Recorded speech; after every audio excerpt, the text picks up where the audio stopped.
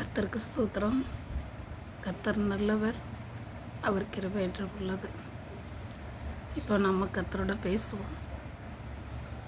தேவன் நமக்கு ஒரு தரிசனத்தை காண்பித்து ஒரு மனிதர்களோடு நமக்கு உறவு கொடுக்கிறார்.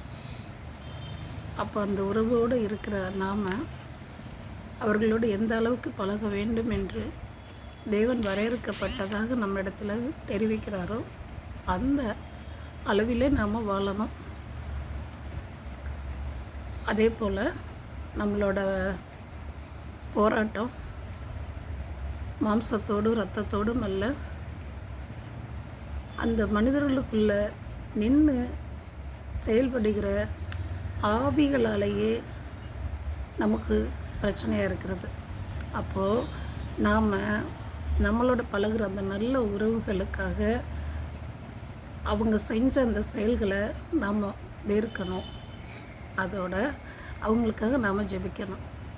அப்படி ஜெபிக்கும் பொழுது அந்த ஆத்மாவில் இருக்கிற அந்த தீய சக்திகள் எண்ணங்கள் எல்லாமே வெளியே போகும்.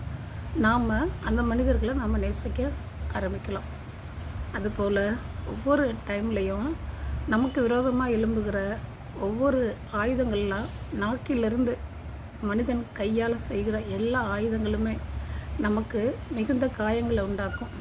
அதை நாம் விளக்கணுன்னா பிறரோட வாயை கட்டுங்க, பிறரோட காரியங்களை கட்டுங்க, அவங்க அதை இப்படி பார்க்குறாங்க, இவங்க இப்படி பேசுகிறாங்க, இவங்க இப்படி செய்கிறாங்கன்னு சொல்லாமல் தேவனை என்னுடைய நாவை கட்டுங்க, என் நாவிலிருந்து புறப்படுகிற வார்த்தைகள் அக்கிரமங்களாக இல்லாதபடி உமக்கு பிரியமானதாக இருக்கட்டும் அப்படின்னு சொல்லி நம்ம ஆண்டவரிடத்துல சொல்லணும்.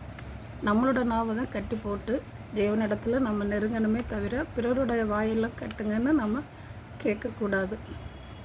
அதுபோல் நம்ம யாரோட பகையிலையே இருந்தோமானா நம்ம சிலுவையின் பாடுகளை நம்ம சுமக்கப்படுகிற கடமையில் நாம் இருக்கிறோன்னா தேவனை போலவே நாம் மாறணும்.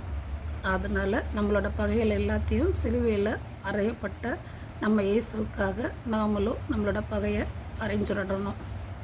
அப்போது தேவனோடு நாம் பேசும்போது அவர் எப்படி சாந்த சுரூபியாய் சமாதான தேவனாய் அவர் எப்படி நமக்காக முன் வாழ்ந்து போனாரோ அது போலவே நாமளும் நம்மளுடைய சந்ததிக்காக நாமளும் அது போலவே வாழ்ந்து பரலோகத்துக்கு போகணும்னு நானும் உங்களோட சேர்ந்து கர்த்தரை ஜெபம் பண்ணிக்கொள்கிறேன்.